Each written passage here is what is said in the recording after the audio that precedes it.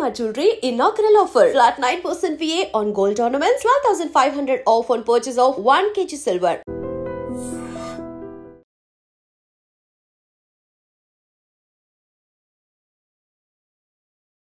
Hi hello namaste welcome back to our channel. నేను మీ వైషు.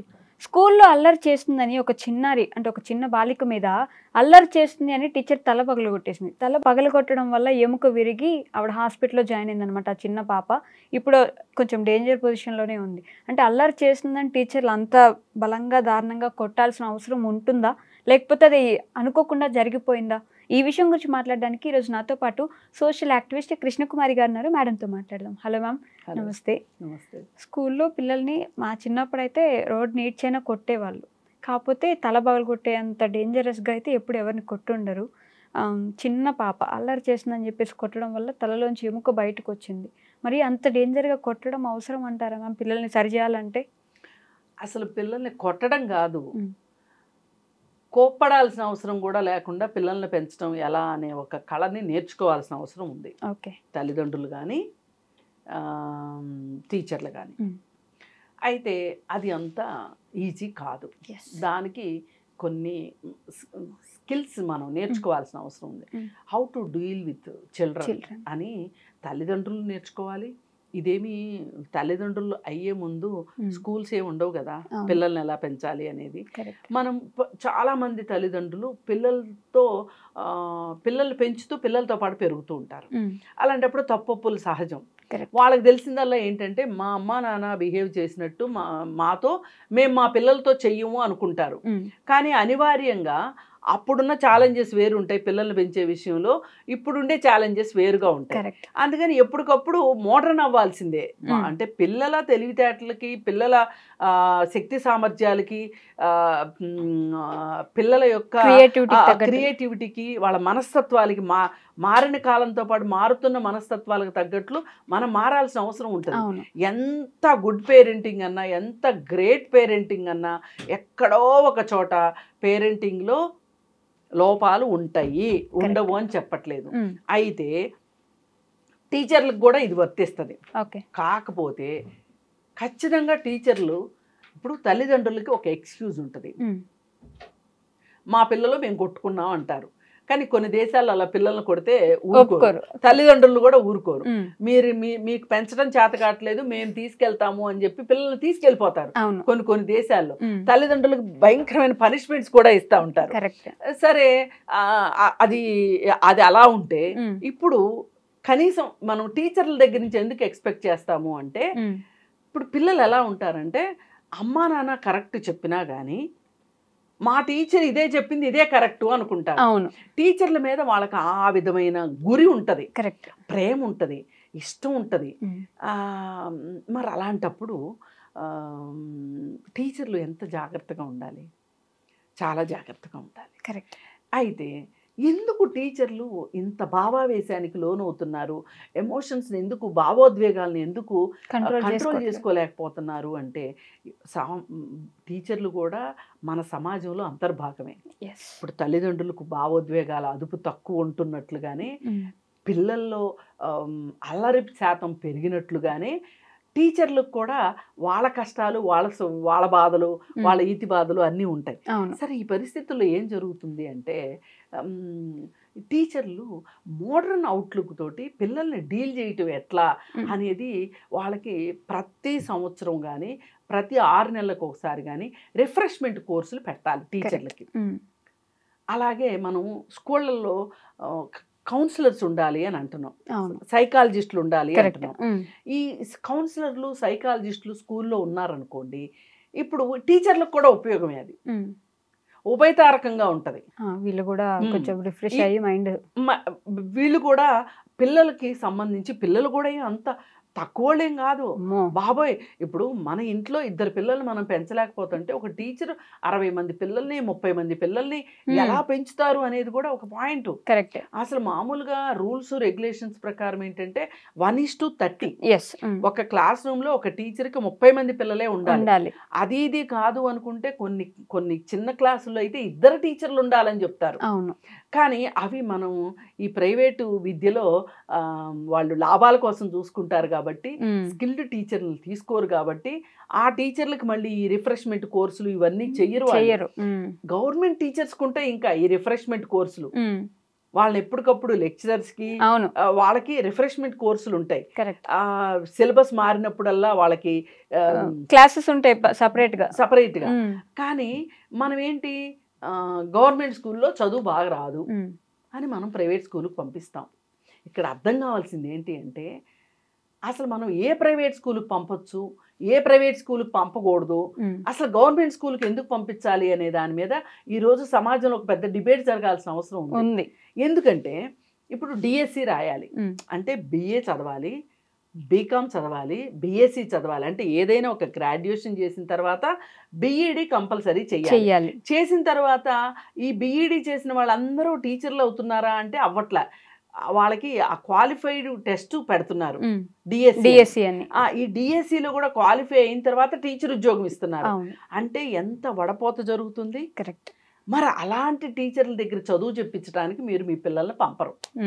ఈ ప్రైవేట్ స్కూళ్ళల్లో టీచర్ల స్టాండర్డ్స్ ఎలా ఉంటాయి, వీళ్ళు ఇచ్చే జీతాలు ఎలా ఉంటాయి, అక్కడ టీచర్కి స్టార్టింగే 25,000తో స్టార్ట్ అవుతుంది మినిమం. ఏది గవర్నమెంట్ స్కూల్.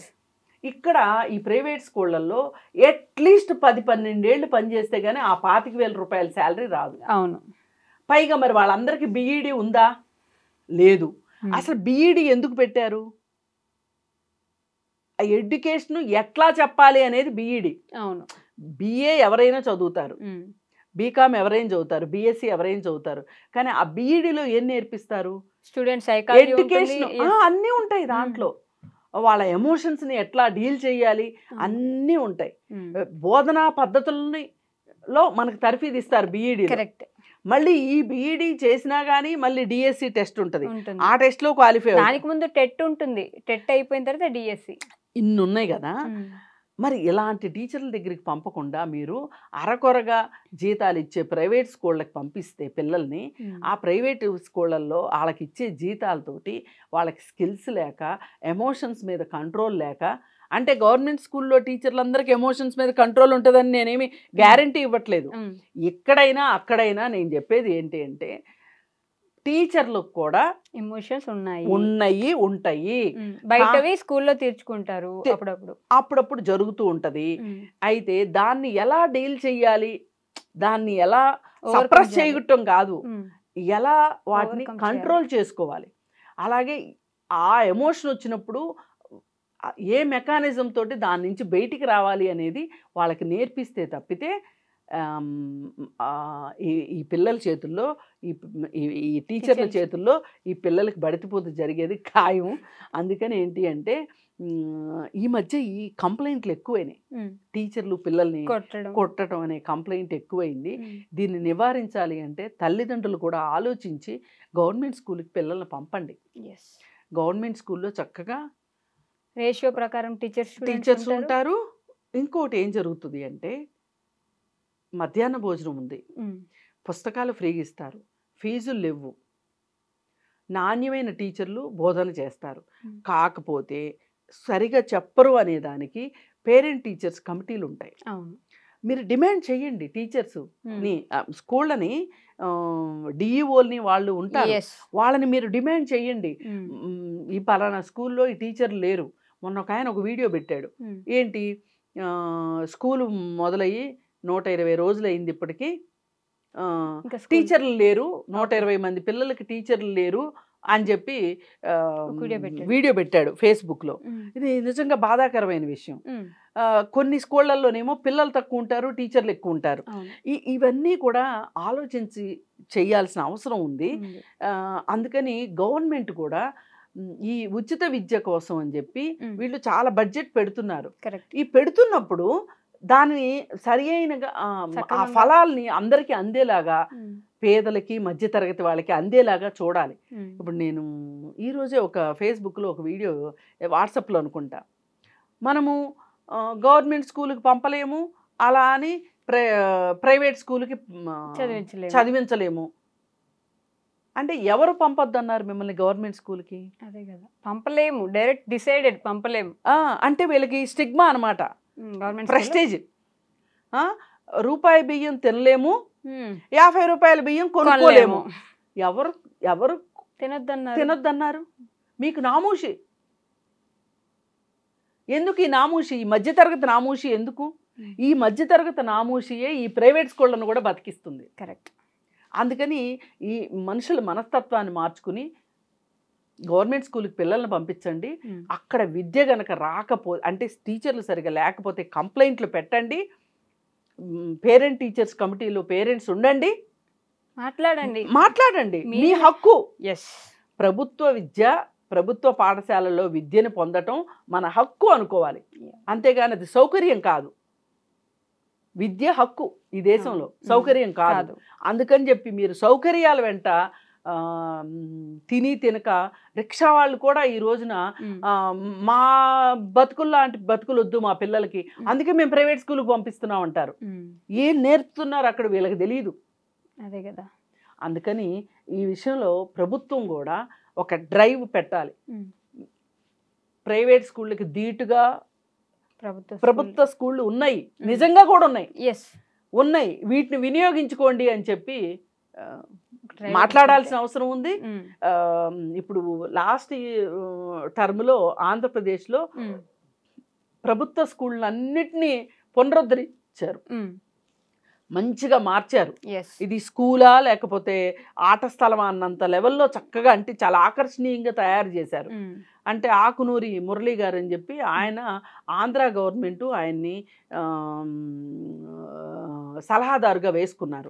ఆయన చాలా బాగా చేశారు. ఆంధ్రాలో స్కూల్స్ ఇవాళ చాలా బాగున్నాయి. అయితే ఇక్కడ తెలంగాణలో ఇప్పుడు ఆయన తీసుకున్నారు, అదే ఆకునూరి మురళీ గారిని తెలంగాణ గవర్నమెంట్ తీసుకుంది ఇప్పుడు సలహాదారుగా. బహుశా ఈ తెలంగాణలో స్కూల్స్ కూడా బాగుపడే రోజులు వచ్చినాయి అనిపిస్తుంది. అందుకే తల్లిదండ్రులు ఖచ్చితంగా ఈ అవకాశాన్ని వినియోగించుకోవాలని నేను కోరుకుంటున్నాను. Okay ma'am, thank you. నిజంగా ప్రస్తుతం ఉన్నటువంటి సమాజం దేనికి ప్రయారిటీ ఇస్తుంది? ఆర్థిక సంబంధాల చుట్టూ మాత్రమే తిరుగుతుంది. మళ్ళీ ఎన్నికలంగానే చాలా విరక్తి కలుగుతున్నాం. మంచి అనిపిస్తుంది కదా, లేడీస్ కూడా ఛాలెంజింగ్ జాబ్స్ చేసినప్పుడు చాలా బాగుంటది. ఫుడ్ డెలివరీ ఇవ్వటానికి వెళ్ళినటువంటి డెలివరీ బాయ్ అనిల్ పై కళ్ళ ముందు